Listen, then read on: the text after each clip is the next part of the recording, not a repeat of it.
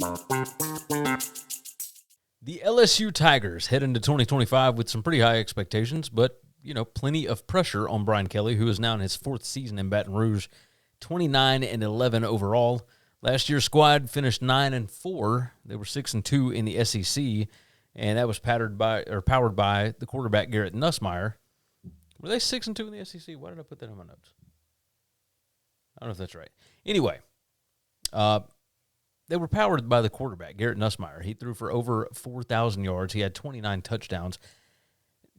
He's back again. LSU was once again dynamic on offense. They were plagued by inconsistent defense and slow starts, but it was a step in the right direction. Right? They're still searching for that breakthrough season under Kelly, and with his predecessors all winning national titles by year 4, all 3 of them, the standard in Baton Rouge is pretty clear, right? The biggest personnel losses came up front and out wide. They lost both NFL-caliber offensive tackles. That includes Will Campbell, a top 5 NFL draft pick, and, of course, the tight end, Mason Taylor, to the pros. The star wideout, Kyron Lacey, tragically passed away. That leaves a pretty emotional void as well as a production gap. LSU also lost the veteran receiver, C.J. Daniels, to Miami. Kelly and his staff have worked the transfer portal pretty hard. They're bringing in playmakers like Patrick Payton, the edge from Florida State, and receivers like Nick Anderson from Oklahoma and Barion Brown from Kentucky to restock the roster. That's a pretty good portal haul. There's a reason why they were number 1 in the country in the transfer portal class. The numbers from sportsbooks reflect, the upside of an explosive offense and the questions that remain about line play, some consistency, defense against elite competition. There's all kind of different questions here. Offensively, the coordinator, Mike Denbrock, he's got the pieces to field another top 15 unit. Nussmeier's back, got plenty of weapons this year. Anderson in the slot, Xavier Thomas, Chris Hilton Jr., and then, of course, the transfers that I mentioned. They give LSU one of the deepest receiving corps in the SEC. The running back, Caden Durham, showed flashes as a freshman. He's going to need some better blocking from a rebuilt offensive line. They're replacing 4 starters. They lost a bunch of NFL guys. They were better at pass blocking than run blocking, and that became an issue in some games. Protecting Nussmeier is obviously priority number 1 if the offense wants to live up to its potential, but you also got to be able to run block as well.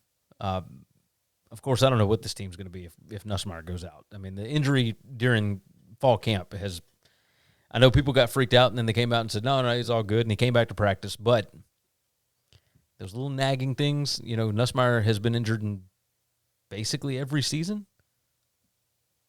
It's kind of a problem. Defensively, coordinator Blake Baker, working with an intriguing mix of stars and transfers. Harold Perkins Jr. is back from injury. That could be a good thing. From what I hear in camp this week, he's working out at Star right now. Okay, I'm interested. I don't know. I don't know if they really know what to do with him. He's not big enough to stop the run, so it's kind of hard to play him on the edge. Although when you let him just get after the quarterback, I don't know if there's anybody better, right? But, him coming back from an injury alongside Whit Weeks, who led the team in tackles last year, Payton coming in should give LSU the pass rushing threat that it's lacked. The secondary is going to be bolstered by returning corner Ashton Stamps and transfer Mansour Delane. The keys for this season for the Tigers are pretty simple. Stay healthy. That's key number 1 for most people, but especially for these guys. Run the ball more effectively. Generate more takeovers on defense. There are plenty of obstacles here. It's a brutal schedule. You got a road trip to Clemson to kick things off here. You're playing at Alabama. I mean, that's always tough. At Vanderbilt is in a tricky spot. You got to play at Ole Miss. It's the end of a 5-game stretch. You got a September showdown in week 3 against Florida. That's going to be rough. But if you win, 3 of the 5 toughest games at Clemson, Florida, at Ole Miss, at Alabama, at Oklahoma, I guess those would be the toughest ones.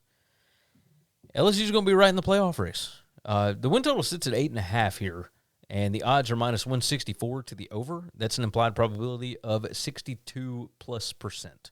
Odds to win the SEC are plus 600, so they are like 4th right now. That's a little over 14% probability. And the odds to make the CFP are plus 114. So we're treading closely to coin flip area. It's around 46%, or a little less than 47% probability that they make the playoff. I don't necessarily believe that LSU is a great football team. But the way the schedule sets up, the way the roster is built, I do think they hit 10 wins. All of that's based on whether or not Nuss is healthy. I've got them 10-2 with losses to Clemson and Alabama. I think they're going to be right there competing for an SEC title. Thanks for listening to Winning Cures Everything. Make sure and follow me on Twitter @GaryWCE. If you want to toss in a question, you can email me, Gary@winningcureseverything.com. Make sure and hit that subscribe button, and we'll see you next time.